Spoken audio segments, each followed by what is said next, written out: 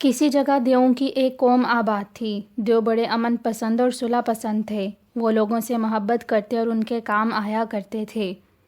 دیوؤں کی ریاست کے قریب ایک ریاست بونوں کی بھی تھی۔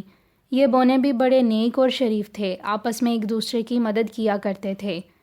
دیوؤں کے بادشاہ کا شہزادہ بڑا شریر اور فسادی تھا اور بونوں کو تنگ کرتا رہتا تھا۔ ان کی ریاست میں زبردستی داخل ہو کر چھوٹے چھوٹے گھروں کو تباہ کر دیتا اور بہت خوش ہوتا۔ بونوں کو خوف سے ڈر کر بھاگتے دیکھ کر وہ خوب کہکہے لگاتا۔ ایک دن بونوں کا بادشاہ بیٹھا سوچ رہا تھا کہ کس طریقے سے دیو شہزادے سے بچا جائے۔ ایک شہد کی مکھی نے بادشاہ کو یوں اداس اور پریشان دیکھا تو اس نے پاس آ کر پوچھا، کیا بات ہے بادشاہ سلامت، آپ مجھے پریشان دکھائی دیتے ہیں؟ بادشاہ نے دیو شہزادے کے بارے میں بتایا تو شہد کی مکھی نے تھوڑی دیر سوچ کر کہا، بادشاہ سلامت، میں آپ کی مدد کروں گی اور آپ کو دیو شہزادے کے شر سے نجات دلاؤں گی۔ اس نے بادشاہ کو اپنے منصوبے سے آگاہ کیا۔ ایک دن دیو شہزادہ آیا اور بونوں کو تنگ کرنے لگا۔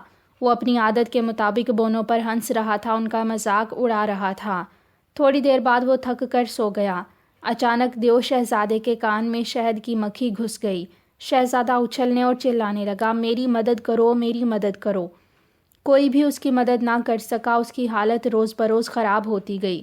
وہ سو بھی نہیں سکتا تھا، درد اور بے چینی کے سبب چیختا چلاتا رہتا۔ بونوں کا بادشاہ دیو شہزادے سے ملاقات کے لیے آیا۔ اس نے شہزادے سے کہا، میں آپ کی مدد کرنے کے لیے تیار ہوں، لیکن آپ وعدہ کریں کہ آئندہ آپ ہم بونوں کو کبھی تنگ نہیں کریں گے۔ دیو شہزادہ زور سے چلایا، میں وعدہ کرتا ہوں آئندہ بونوں سمیت کسی کو بھی تنگ نہیں کروں گا، خدا کے لیے مجھے اس مصیبت سے نجات دلائیے۔ بونوں کے بادشاہ نے شہزادے کو پیٹ کے بل لیٹنے کو کہا، پھر اس نے اپنے ساتھ آئے ہوئے بونوں کو حکم دیا کہ وہ شہزادے کو لاٹھیوں سے ماریں۔ جب وہ خوب پٹ چکا تو بادشاہ نے شہزادے کے کان میں پھونک ماری۔ شہد کی مکھی اشارہ پاتے ہی تیزی سے شہزادے کے کان سے نکل کر اڑ گئی۔ اس کے بعد شہزادے کو آرام آ گیا۔ اب شہزادہ سدھر چکا تھا، اس نے شرارتوں سے توبہ کر لی۔ اب وہ بونوں کی مدد کرتا، ان کے ساتھ کھیلتا اور انہیں کبھی تنگ نہ کرتا تھا۔